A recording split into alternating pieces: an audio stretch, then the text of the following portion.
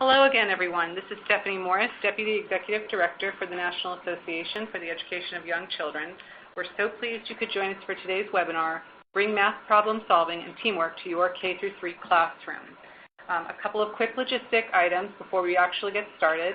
If you have questions over the course of the webinar, please submit them via the chat box on the webinar platform.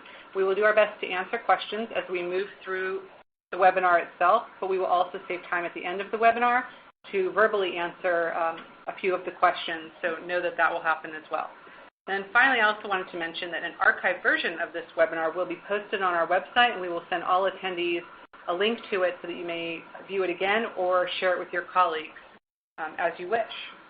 So with that, we will get started. Again, we're so glad you could join us today. We are really excited about this partnership that we have established with PBS KIDS and the Corporation for Public Broadcasting to bring you the content today. I hope that many of you were able to attend NAEYC's recent annual conference in Orlando, Florida. And if you were able to attend, I hope you attended the featured session that was presented by PBS KIDS, the Corporation for Public Broadcasting, and the Fred Rogers Center on this subject. Our goal today is to extend the content that was presented there, and you'll hear some similar themes as well as lots of new content, but we know it's an important topic, a very, very important one to our members, and so we are pleased to find this way to extend the opportunity and talk more about this theme and subject today. With that, I am pleased to share that we have a number of experts and highly knowledgeable contributors to today's webinar, including Pamela Johnson, Executive Director for Ready to Learn CPB, Roberta Schomburg, Professor Emerita, Carle University and Senior Fellow for the Fred Rogers Center, David Lowenstein, Senior Director, Ready to Learn PBS KIDS, Jean Crawford, Senior Manager, Teacher and Family Content, PBS KIDS, Devin Stephen, Director, Ready to Learn Community Engagement, CPB, Cynthia Putnam, Ready to Learn Project Manager, WCTE and Putnam County Schools, and Susan Friedman, Senior Director, Content Strategy and Development for NAEYC. In terms of an agenda for today, we're going to be talking about setting the stage and creating a framework for developmentally appropriate media use, building content with the PBS KIDS Math Framework. We're going to be introducing a wonderful show called The Odd Squad to you. I hope many of you are already familiar with it. It's certainly a huge favorite in my household. We'll be talking about the Odd Squad Transmedia experience, as well as teaching with Odd Squad at school and home. We'll be talking about Odd Squad in the community, as well as NAEYC resources for early math. And as I mentioned, we hope to save some time at the very end for some verbal Q&A. Our goals for today are certainly to help provide you with a number of resources to support today's media-savvy children. We know that technology use is prevalent and everywhere. In fact, recent studies found that in 85% of American homes where there are children ages 8 and under, there are smartphones present. So a purpose today will be to help educators gain practical knowledge about selecting and using quality media, knowing where to find free and trusted early math resources for classroom and home use, and understanding ways to partner with your local PBS station to support early learning through technology and media. And with that, I will hand it over to Pam Johnson. Thank you, Stephanie, and thank you all of our attendees today and participants. We're honored to be working with NAEYC, and we are very impressed always by the work that early child educators in NAEYC are doing, so thank you for welcoming us in today. The work we're going to present is part of Ready to Learn, and Ready to Learn is a federal program of the U.S. Department of Education, and its purpose is to harness the power of interactive content and media for the benefit of children, and it comes through the spirit of what can we do to help all of our children do well, and can we bring new tools, innovative approaches to the challenge of closing or narrowing the achievement gap. So we're very much focused on all children, but especially children from low-income backgrounds, and Ready to Learn's purpose is to innovate through science and math and literacy content, and to be very focused on transmedia storytelling and mobile learning. So we've got a great purpose, and we want to share some of that with you today. Everything that we do in Ready to Learn has been supported by very significant research.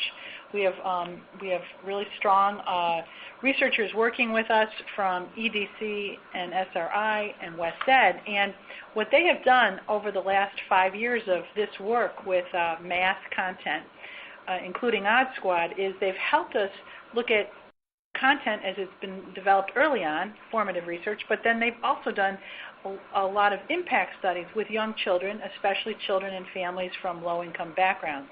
And what we're finding is that every bit of transmedia content that we've developed has resulted in gains, learning gains for children in math, and that the children who have the most to learn have benefited the most, and that's really very exciting and rewarding for all of us.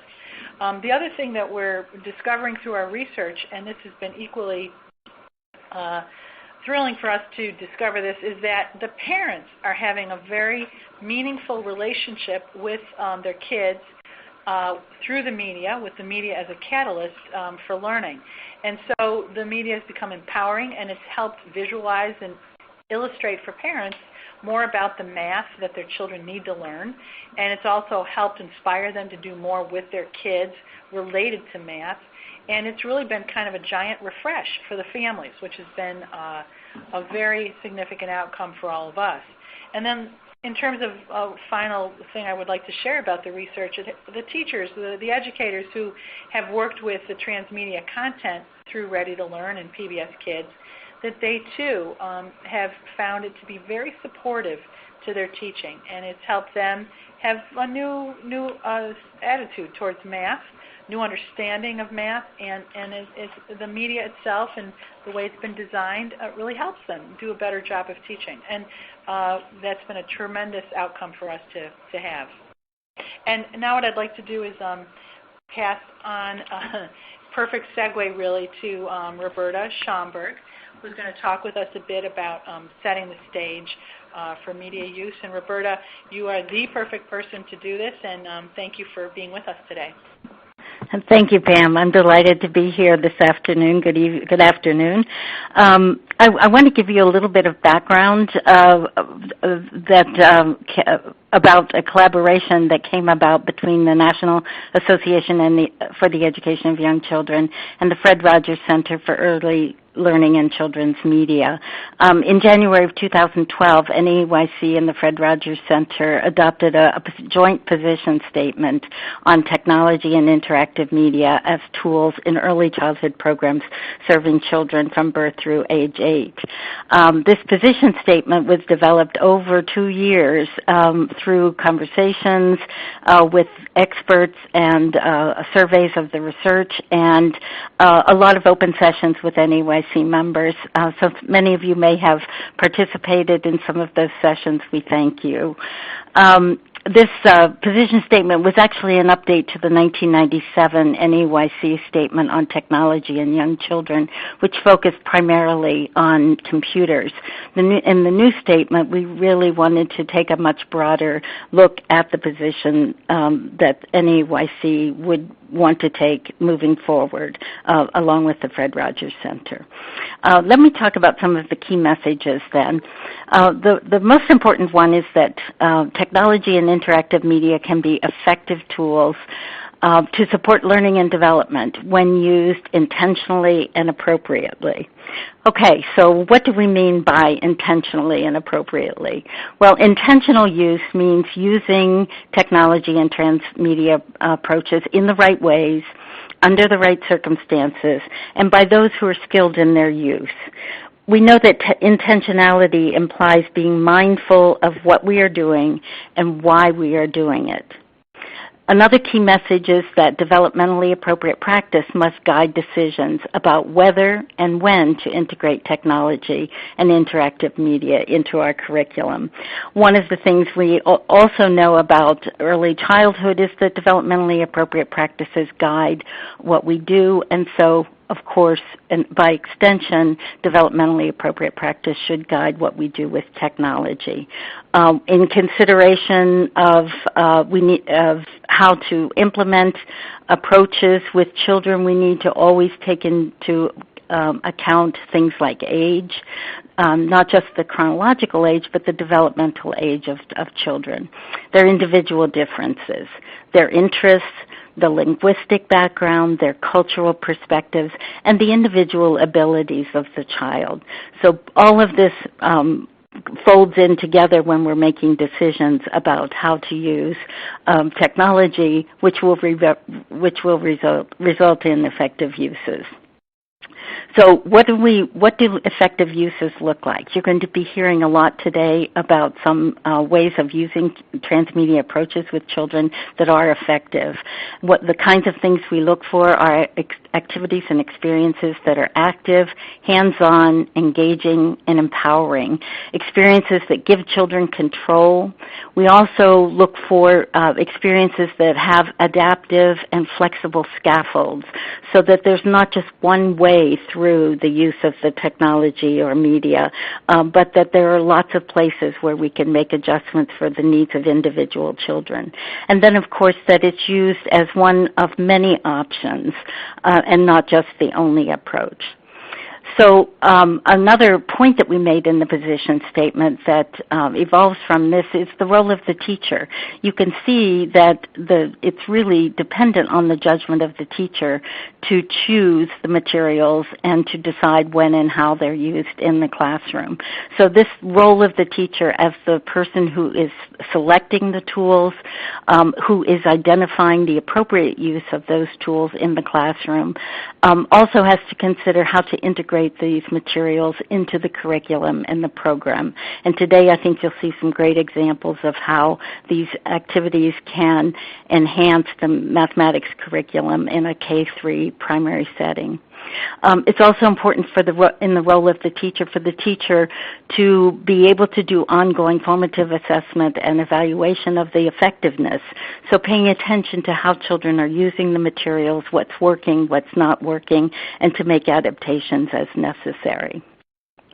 As you think about your roles, either as teachers or curriculum specialists, think about the ways that technology and media use can be most helpful.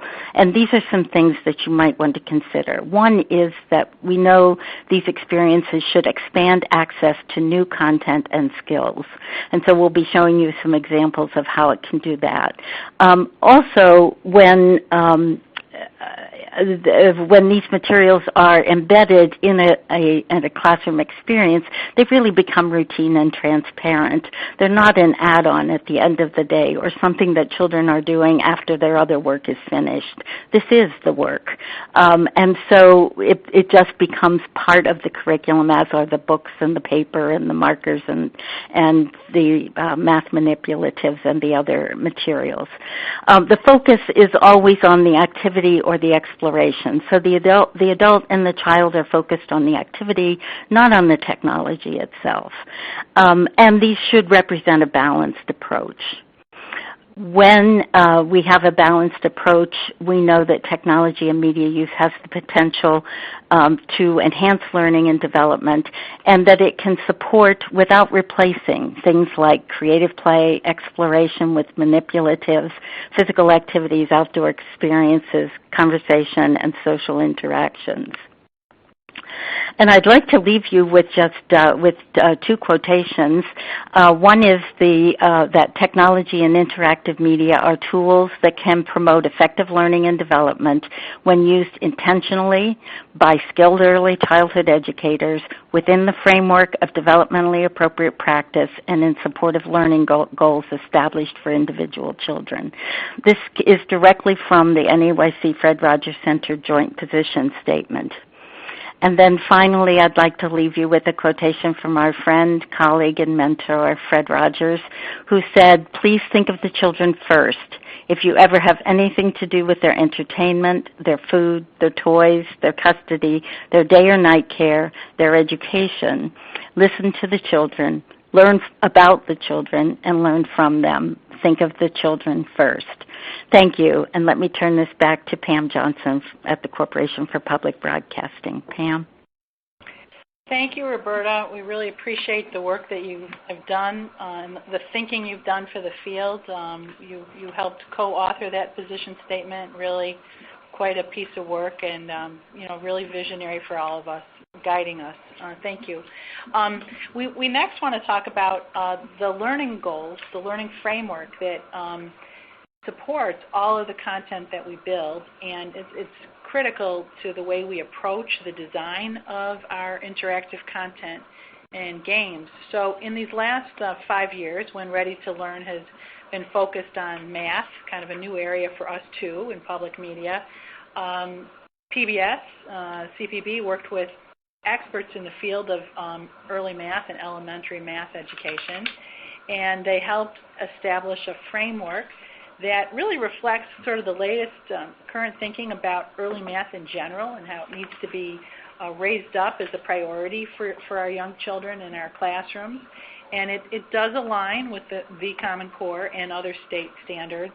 And this will be very familiar to our educators and participants today. It focuses on key domain areas, numbers and operations, measurement and data, algebraic thinking, geometry and spatial sense. So the framework guided our producers and continues to guide all of us in the work when we're building content for the field. And when we're talking about Odd Squad today, you're going to see that some of the examples that we're looking at delve into the concept of skip counting. So we're going to be delving into numbers, counting, grouping relationships, that kind of thing when we look at trouble with centiGURPS. And there was a really good question in the last webinar we did on Tuesday, but is this a curriculum? No, it's not a curriculum. It's a set of learning goals for us that really guide our priorities for our media, and so that we create things that are very meaningful to the classroom.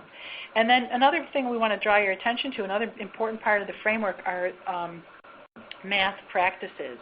And so the standards of math practices are on our next slide. If I draw your attention, there's a lot here, but if I draw your attention to the lower left-hand side of the screen, you can see the math practices. And these are things that everyone really knows are important for young children, important skills and expertise areas to master. So, making sense of problems and persevering in problem solving and reasoning. So these important math practices that cross all the grades and are skills that, carry with and grow with the child, these are really important in the framework too. And so when you are looking at samples of Odd Squad media today, you're going to see that the children, actors, role modeling these and living these out in their scenarios, and that's very powerful for kids, and it's actually very powerful for parents and educators too. So that is a little bit about the math framework. Let me now transition over to my colleague David Lowenstein, Senior Director for Ready to Learn at PBS. Thanks so much, Pam. Hi, everyone. This is David. It's a pleasure to be with you all today. It's very exciting for us to present and have this conversation with you guys all around the country that are doing the work in centers and in local associations. So we're really delighted to be with you. And I think it's just as Pam mentioned, it really is great. Public media really gets to serve as the nexus for a lot of these multi-sector partnerships that allow us to create media that's so engaging and that's so highly educational. So we get to work with amazing producers like Fred Rogers Company, with incredible advisors and researchers and local PBS member stations and their partners who do direct service to make sure that we're creating media for all of the different contexts of use wherever kids are to allow for anytime, anywhere learning. And we're really delighted to talk today about content that's available and activities and resources that are available for early elementary kids. And the focus of my slides are going to be about Odd Squad, which is one of PBS Kids' new hit series that was funded through a Ready to Learn grant from the U.S. Department of Education. It's executive produced by our great colleagues at the Fred Rogers Company, and it was created by two brilliant writers, Tim McKeown and Adam Peltzman, and also in collaboration with producers out of Toronto called Sinking Ship. So a really wonderful group that have put together this live action 30-minute comedy math problem-solving show that revolves around these young agents, Olive and Otto, who use math and problem-solving and teamwork to investigate strange occurrences in their town. So if odd is the problem, then math is the solution. Is how it goes. And so Odd Squad's approach to mathematics is all about problem solving, reasoning, teamwork, the perseverance, resilience and grit to get through those hard problems.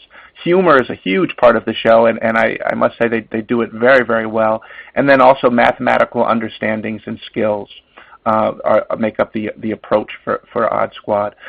It's also a transmedia properties, and that's a fancy way of saying that it's not just broadcast. On the next slide, you'll see that we think of all of the different screens in a child's life, as well as the multiple contexts where children are throughout their day, and we want to make content and be wherever kids are. And our premise really is that each media experience that we create is additive, and that you can enjoy any one of our resources or media as a standalone product, but that learning and engagement become much more richer and complete when consumed as bundles of content. And the theory behind this approach is that it will aid in the transfer of learning concepts through multiple exposures to the related story-based problems that are presented across different media modes or platforms. So that's our transmedia approach, and the producers of Odd Squad have done that really, really well, and we'll get into some examples in a minute. The next slide really shows our watch, play, explore, share model, where in the first little screen there you see kids watching an episode of Odd Squad, very engaging, but it is a linear video experience.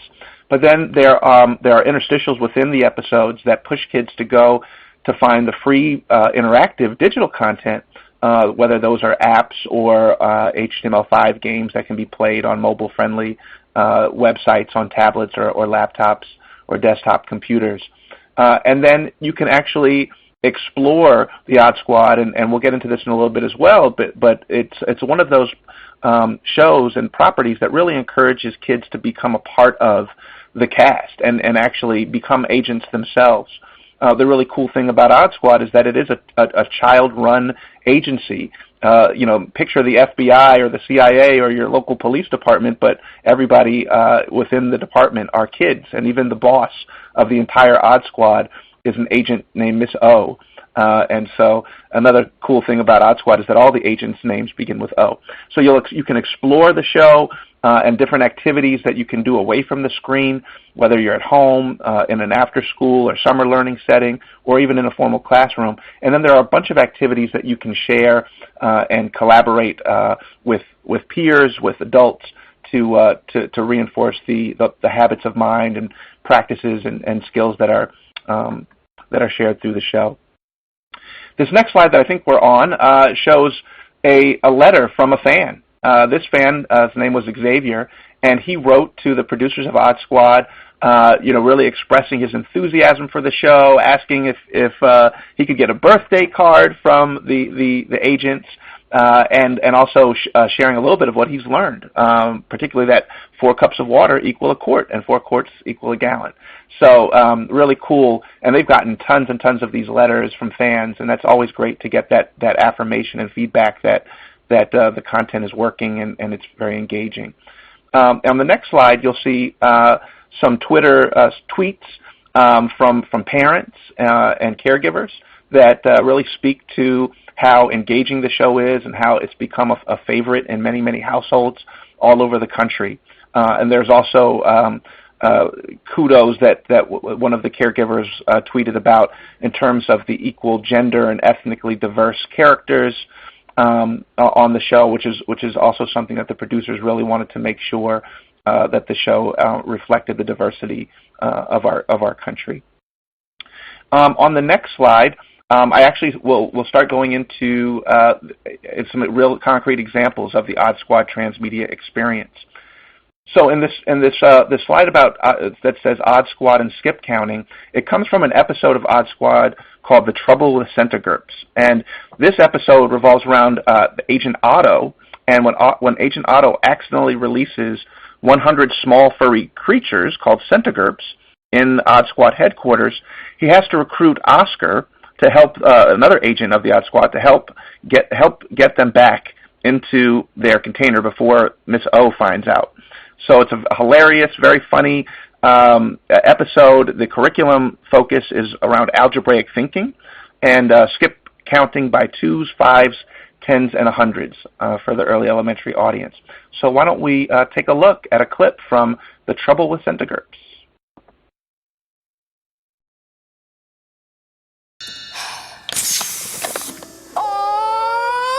So cute. Close that box! Why? It's a centigrade. If it's explosive light too long, that one little guy will become... 100 little guys! Oh no. You have to tell Miss O. No! Please don't! If Miss O finds out I mess this up, she'll never let me battle a goldfish. Haven't you ever made a mistake? No.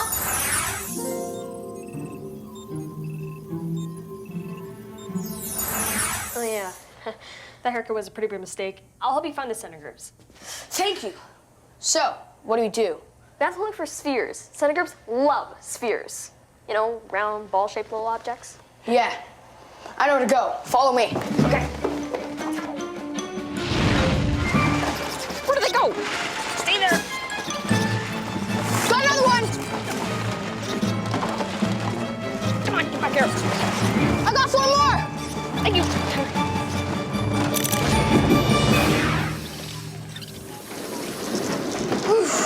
Okay, zap them back into 1. That's not how centigrades work. We need all 100. How many do we have? 1, 2, 3. No, wait, was that 3? No, that's too many. I can't count. Hang on. 2. No, where are you going? Don't leave me with these things. 2. This box will hold 10 centigrades each. If we just fill the box, we won't have to count because we'll know it's 10. I can't hear what you're saying. But okay. So we have 10 in each box. That means we have 10, 20, 30, 40, 50. 50 centigrades. Right. And if we started with 100, and now we have 50, we have 50 left to go. We're halfway done. But where are we going to find all the spheres? I tend to think better with gum. You do? I do? You do! I do! What are we talking about? That gumball is a sphere. Where'd you get it? There's this really good gumball machine in Belgium. There's also one over there.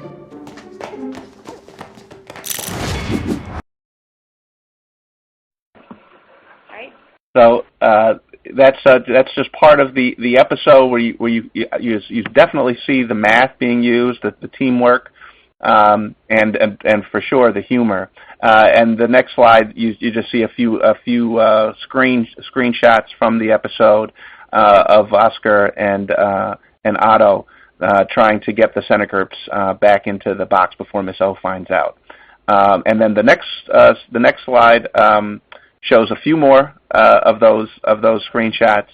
And so I know you're all probably just on pins and needles wondering what happens, but just got to tune in to Odd Squad. You can also stream it on pbskids.org/Odd Squad. So a really great episode that does a great job of teaching the math and reinforcing that through supporting interstitials. On the next slide, one of the great things about Odd Squad is that there are these interstitials that are in every episode where you get either Miss O or Oscar doing something very funny, but also very tied to the curriculum that was a focus of that particular episode.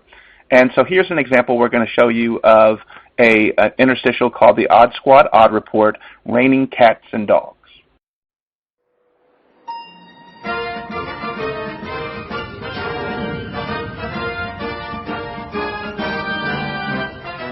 Odd Squad Odd Report. Greetings, agents. I'm Oscar with today's Odd Report. O'Connor? Coming at you! As you can see, we have a salsa front moving in from this way. Too bad it's not a little lower because it's going to miss these giant tortilla chips down here. That would have been delicious. Also, we know it's going to be raining cats and dogs. The good news is we know exactly how many animals are coming our way. O'Connor, if you could zoom in. Zooming in! Perfect. So each one of these big dog clouds bring exactly 10 dogs each. So instead of having to count every individual big dog, we can just count the clouds by 10. 10, woof, 20, woof, 30, woof, big dogs. Yeah! And these small dog clouds bring exactly 5 dogs each, so we can count by 5. 5, woof, 10, woof, 15, woof, 20, woof, small dogs. Yeah! And these cat clouds bring exactly 2 cats each, so we count by 2s. 2, 4, 6, 8. Yeah, cat! So to sum it all up, we're asking all available agents to come to this spot with your dog and cat catch-inators to catch the 30 big dogs, woof, 20 small dogs, woof, and 8 cats. Wrap it up! Also, if any agents would like to take any of these animals home as pets, that would be great. Yeah, I would, but I still got my hands full from last week's bunny storm. I named them all Oscar Jr. That one's my favorite.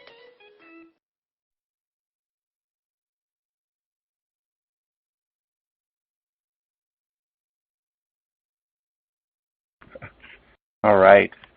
So as you can see, very very humorous, but also really getting at the math that was in the related episode. So really cool stuff there. And then, as we mentioned before, there are several related digital games and experiences for kids to engage in that tie directly to the broadcast episodic content. This is a screenshot of Catch the Centergirps, which actually allows kids to go around this maze and catch these pink Centergirps all around. And you'll see the number bar at the bottom that they have to catch a certain amount, and then they can get to the next level. So you can spend a lot of time on this, because it's so much fun. The game mechanics are really engaging, and yet also learn a lot and get the same skills and curriculum reinforcement through this game. And then finally, we have activities, what we call Be the Agent activities. On the next slide, you see an example of one that's also related to the Centergirps, and this is something that kids can do in any type of after-school, home, in classroom, or summer learning setting.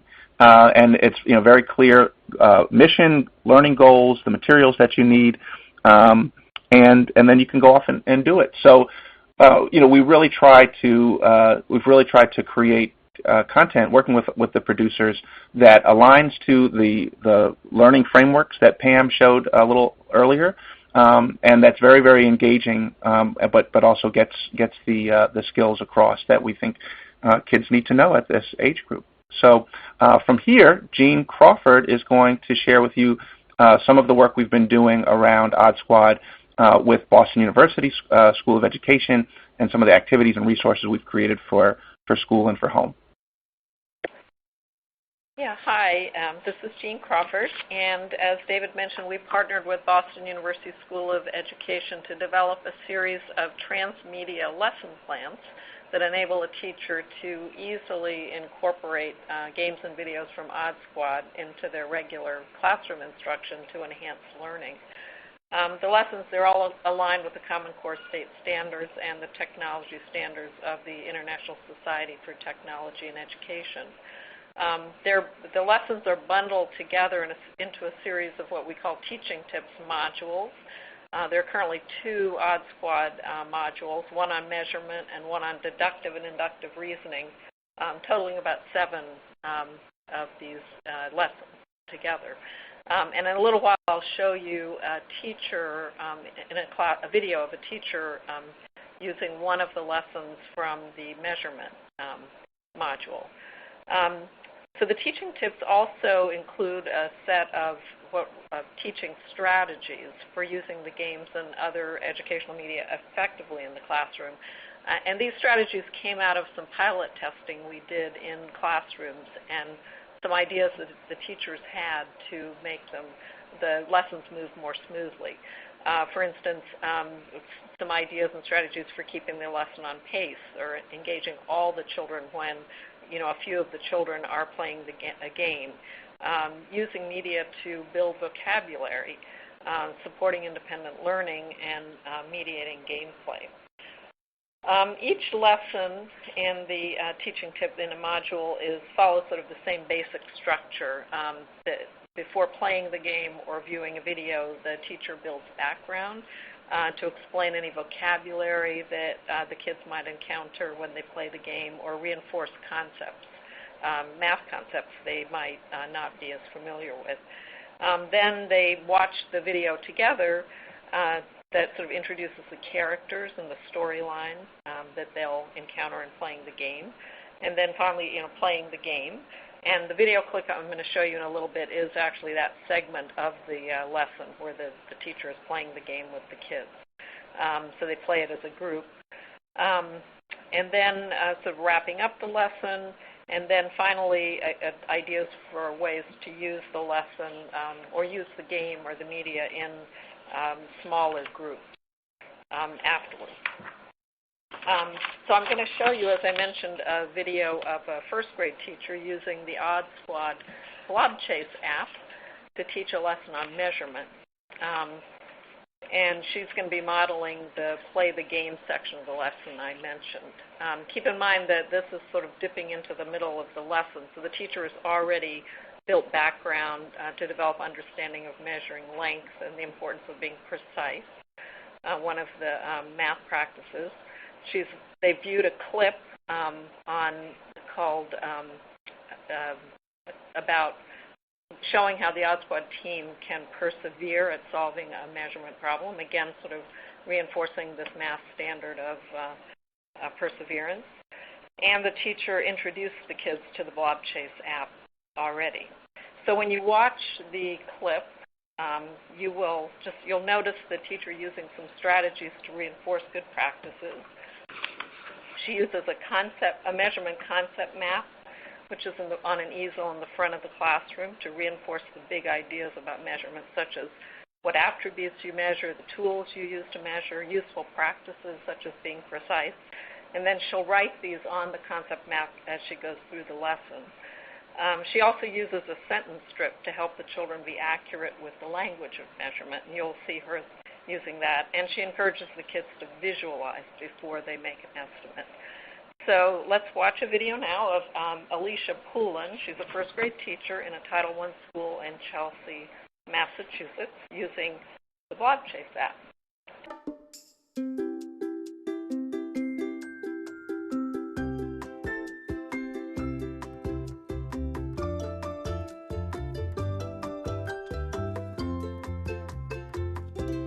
The first thing we're going to do is we're going to visualize in our head how many blocks will fill this space. So when you visualize, you picture in your head, and you estimate, you make a good guess, a smart guess about how many blocks will fill that gap. That's the first thing we're going to do. So I'm going to give you a second to do that right now. Visualize in your head how many blocks will fill this gap, this distance between the block and the next area. Who has a good estimate? Janelle, how long do you think this distance is from the block to the next area? One more block. So you think this distance is 1 block long. So if you look at our sentence over here that I have to help you, you can use this to help you remember. This space or this gap is 1 block long. So you have to remember to say the number and the unit, the thing you're talking about. So right now we're talking about blocks, okay? So I'm going to add that onto our tools, because right now the tool we're using is a block. So I'm going to add that on. And I'm also going to add on visualize to the useful practice, because Janelle got 1 block long because she visualized in her head. So which gadget do we think matches what Janelle thinks? I see 3 gadgets on the side. I see a +1, a +2, and a +3. Janelle says this gap is 1 block long. What gadget will fill this gap?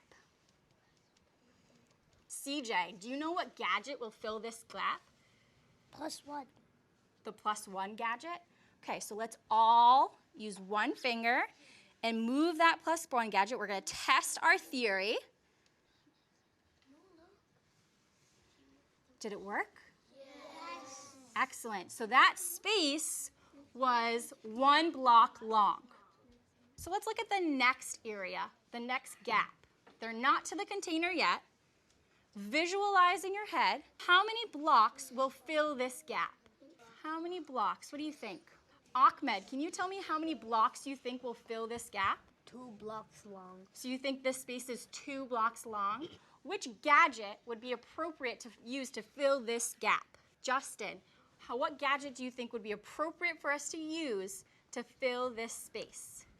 The +2. Okay, so let's test Ahmed's theory. And let's bring the +2 over.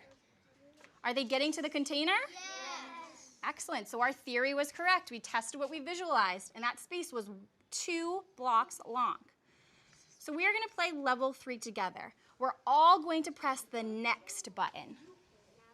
This level is a little different because now, instead of going horizontally side to side, now we need to get the blobs to go vertically, to go up to get to the container. Now we are using tubes instead of blocks. Who can say tubes? Tubes. So I'm going to add tubes onto the tool so you can remember that word. So visualize in your head. CJ, how many tubes do you think will fill this distance, this gap?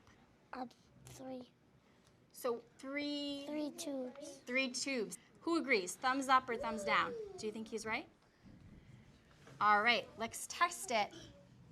Let's move our +3 gadget over.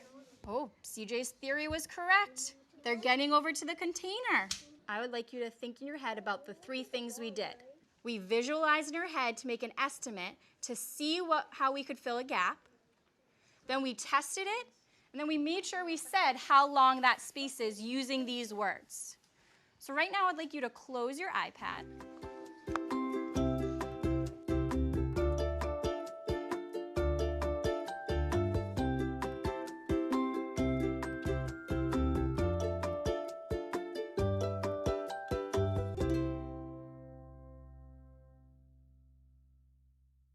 So each lesson comes with a parent letter that the teacher can send home with the kids, and it tells the parents what the kids learned in school today, and here's some activities that you can do to reinforce that learning at home.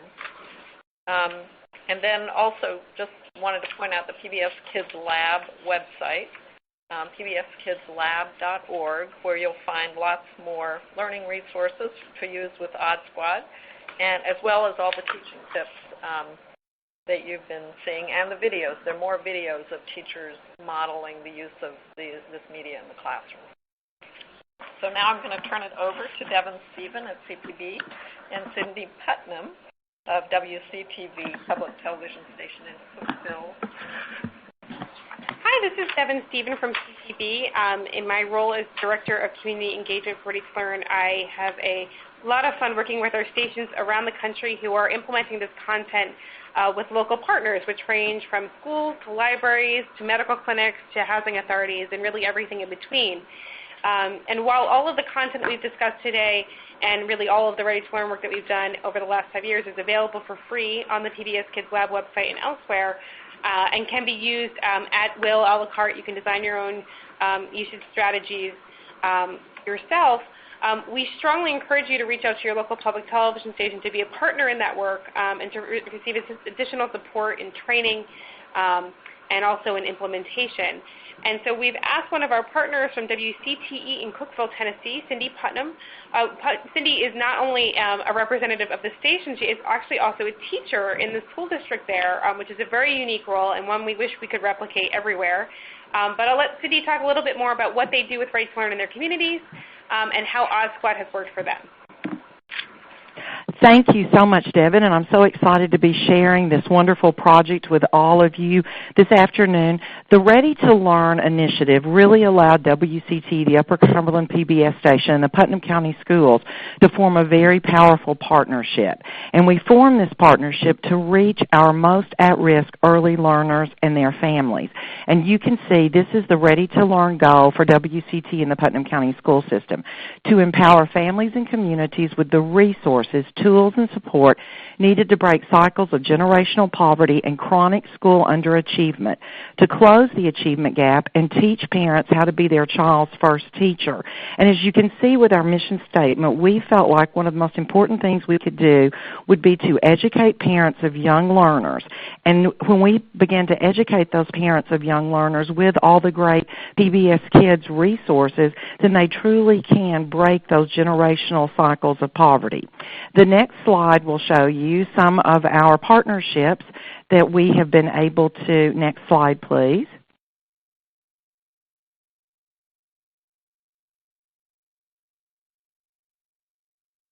Devin. Oh, sorry, Cindy, we're having a little bit of sensitivity. Is it the family engagement and events or the pictures of the Odd Squad? It's the family engagement and events. Thank you. Right. This slide shows you, it's the family engagement and events. It's the one prior to this one. There's a little bit of a lag, Cindy. I think that's what's happening. Okay, thank you so much. We have done some really great family engagement events throughout our rural community. We've done an Odd Squad summer camp, which really helped the students in this area avoid the summer slide. We've done PBS summer reading camp programs and reading daytime programs.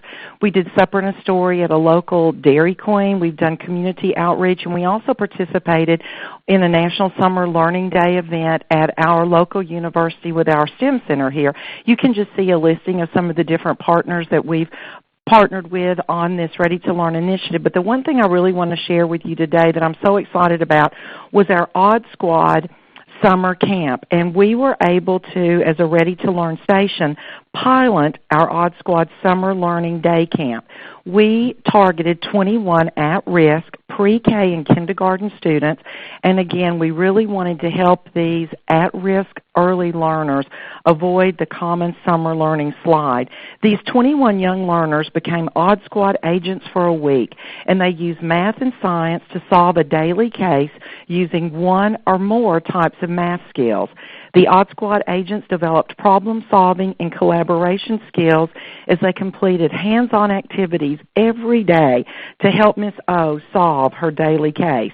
The parents were given daily activity letters to extend the Odd Squad camp fun and learning at home for the children and for their families, because we felt like it was very important while we're teaching the kids at camp all day that we extend that learning at home and the parents are able to participate.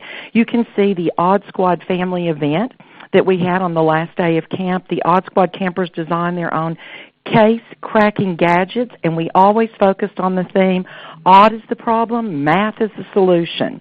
And through all of these hands-on activities, the agents explored addition, subtraction, sorting, classifying, the use of different pattern shapes, and they also explored the Odd Squad apps for their mobile devices, and we were able to give them the free Odd Squad app codes so the parents could download those onto their mobile devices.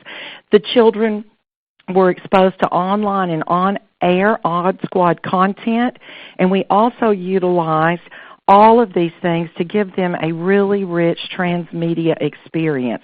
As you can see from the pictures, when the parents joined us on the last day of class, the kids had a great time. They were so proud of their agent badges and all the activities. And I've heard many comments from teachers in our school system and from the parents that this Odd Squad camp really reinforced some math skills that their child was lacking in, and it really gave them a much more positive feeling about math in the regular classroom. So hats off to the Odd Squad pilot camp program for helping us do this. The Odd Squad camp curriculum was developmentally appropriate for these at-risk young learners and also for their families, activities that were easy to do and often were able to do with supplies that they had around their home.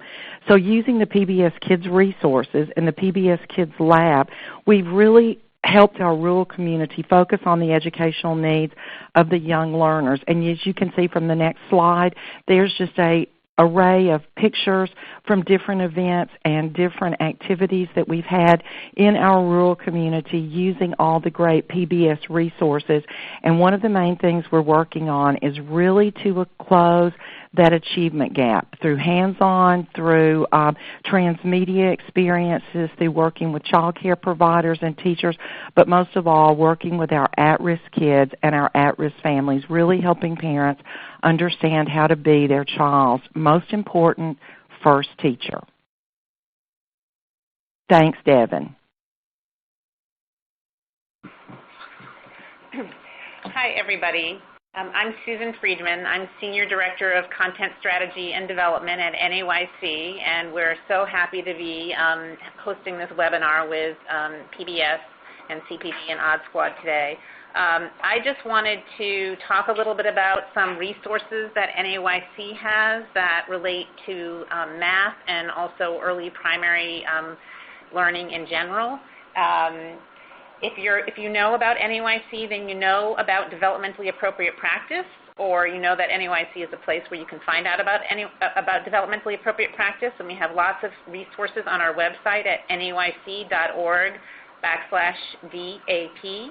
Developmentally appropriate practice is when teachers meet children where they are developmentally, both as individuals and as part of a group, and help each child meet challenging and achievable learning goals. And I think we saw a lot of that in the materials that we saw today.